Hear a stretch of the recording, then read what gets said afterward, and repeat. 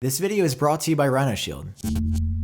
Yo, what's up guys, Sam here. I have the iPhone 11 and the iPhone 11 Pro in hand right now. I've been spending some time with these devices and I want to show you some hidden features and changes that you probably don't know about. Obviously there's a new camera, obviously there's a faster processor, and of course the battery life is better year over year, but I want to show you guys some really neat stuff that you probably didn't even know Apple had been working on. If you're looking forward to that, drop a like down below, hit subscribe for more on the iPhone 11. I want to go ahead and get started with the new glass in the iPhone this year. Now you know that on the iPhone 11 Pro there is a new frosted texture, but did you know that the glass on both of these phones, even though the iPhone 11 isn't frosted, is actually the strongest glass in an iPhone to date, and Apple claims it's the strongest glass in a smartphone ever. Now I personally am not planning to go out and throw my phone on the sidewalk because I don't exactly want to test that claim, but according to sources online, it's already done better than any iPhones have done historically. So the truth of this is that if you drop it once, it might not be the end-all be-all. And to be even more safe, I throw a Rhino Shield case on my phone each and every single year to make sure that when my phone might fail, my case will not. I've been working with Rhino Shield, who sponsored today's video, for such a long time I couldn't even tell you when we started working together. The reason I keep having them back year after year is because I don't use any other phone cases. There is a style for you no matter what kind of case you like. If you want that full device protection, get a solid suit. For me, I like something a bit more lightweight. I love bumper cases, so I use a Crash Guard or Mod NX case. They have insane drop protection, plus they're even working on impact skins now, where instead of just looking aesthetically cool on the back of your phone, you could like hit the back of your phone with a hammer and it will not crack because of the way they've reinforced it. Those aren't out for the new phones yet, they're coming soon, but if you have an older device like an iPhone 10 or an iPhone 10s, they are out for those devices now. Right now, you guys can get 15% off your order using code iupdate and clicking my link down below, which is an insanely good deal. In a world where everyone makes an iPhone case, there's a reason I choose Rhino Shield each and every single time. Next up, while both the iPhone 11 models get a new camera app, they also get something exclusive to that camera app that no iPhone before has ever had, and that is a new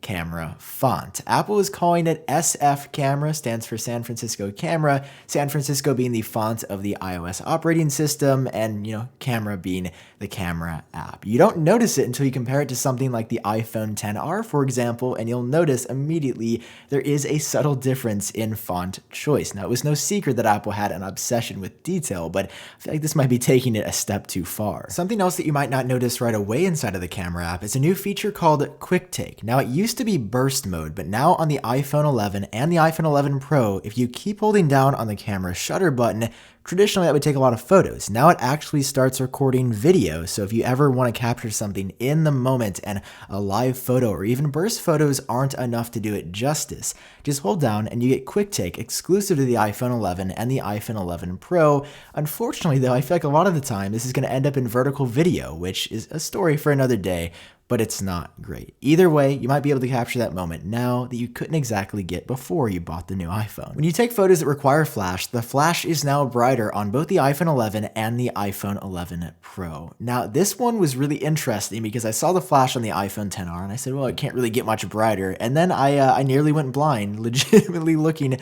at the iPhone 11 flash. I don't know how Apple actually made it this much brighter year over year, but I'm recording the voiceover right now and like 2-3 minutes later, I'm still seeing something in the middle of my eye. So health-wise, it's probably not the best thing, but if you want a really good-looking photo in low light, then yeah, this is the way to go. Get one of these new iPhones. It's very bright. I don't know if the video camera does it justice. Just see one in person and point it at yourself. You'll learn real quick. Apple also added something a bit more creepy inside of the camera app, and I don't know exactly how they've done it, but they took a chapter out of Samsung's book to integrate audio zoom into the camera app. What this does is when you zoom in on something, it will dynamically enhance the audio of that and try to drown out everything else around it. Now, it's sort of hard to see or even portray in video, but here's a quick demo.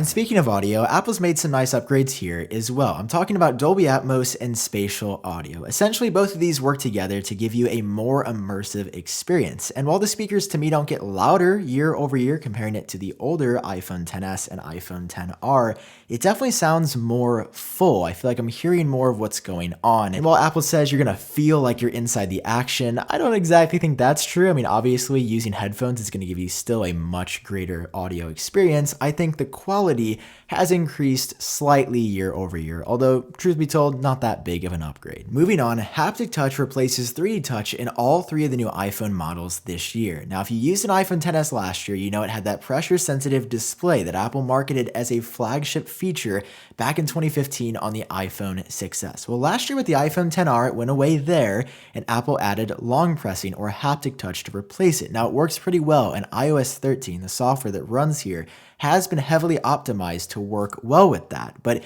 if you're used to 3D Touch, the new iPhones actually don't have that at all. Apple's actually taken away a feature year over year, which is something that the smartphone industry rarely, if ever, does. So if you're looking for it, know that it's just all long presses now, but the screen itself, that's not pressure sensitive any longer. Next up is an iPhone 11 Pro and iPhone 11 Pro Max exclusive. They have the brightest screens on iPhones ever now. Last year, the iPhone XS and XR and even the iPhone 11 this year maxed out at 625 nits of max brightness. However, this year, if you get an iPhone 11 Pro or an iPhone 11 Pro Max, that can be boosted up a whole 175 nits to 800 nits. That's an incredibly bright display. I've always sort of had a minor issue with iPhone screens or phone screens in general just not getting that bright when you're looking at it in direct sunlight. And I've already noticed a minor upgrade with the iPhone 11 Pro. Now, it's not like day and night. Like, wow, this is just genuinely so much brighter. But in times when you need that extra 175 nits of brightness, it's there. And again,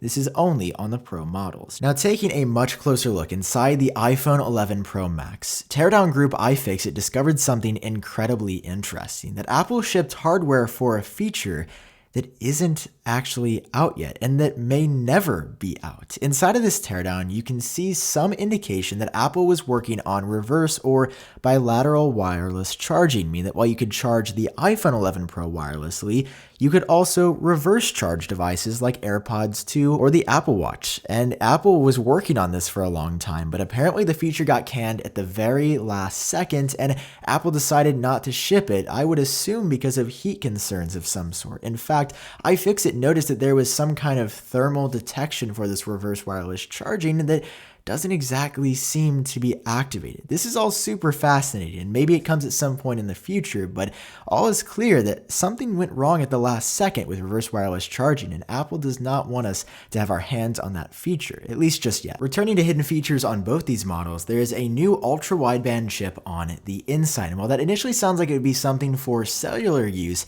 Apple's teased one feature that works right off the bat. If you want to airdrop a photo with someone or even a video, any sort of media, you can now, using this ultra-wideband chip, actually point your phone at them and their device, and they will show up first on the list of AirDrop. Now, AirDrop in the share sheet in iOS 13 got a nice upgrade where artificial intelligence will dynamically and smartly suggest who you might want to share with, but this takes that a step further. You can interact, sort of intervene as a human and say, I want to share it directly with this person. And the new chip, again, exclusive to these new iPhones, will allow you to do that with ease. It's pretty weird, and I don't exactly know if it's going to be that big of a deal, but this is all that Apple has revealed so far. They're hinting that many more features are coming in the future. What those are, we don't know just yet. Also hidden inside these phones, alongside the A13 and ultra-wideband chips, is a new battery and performance limiting piece of hardware. Now, this sounds really evil and mischievous right off the bat, but it's actually for your own good. At least that's what Apple claims. I'm sort of in the middle on this debate. You might remember a few years ago when they got in a ton of trouble for intentionally slowing down iPhones. Well, since then, since the iPhone 8 and then the iPhone 10, I believe, in 2017, they've been including new battery and performance limiting hardware each year to essentially make it so that when your battery degrades, your software experience is still as good as it can be. Because when you have a battery that isn't properly charging or holding juice like it used to, it can't exactly send energy to other parts of the phone. So with this new hardware, Apple's sort of been ambiguous as to what exactly it does, but they just say it's going to make that experience of a bad battery battery a little bit better, and hopefully they won't throttle you as aggressively as they were doing before they got caught. Inside of the Settings app, Apple introduces new wallpapers every year, and this year is no exception. They're all live wallpapers, but Apple has also hidden dark mode versions alongside light versions, and you enable those, of course, by enabling dark mode on your device. You can actually see it dynamically change while you're in the wallpaper selection menu. If you enable dark mode, you get a totally different looking wallpaper. Obviously the same base, but it sort of gets a neon vibe on the iPhone 11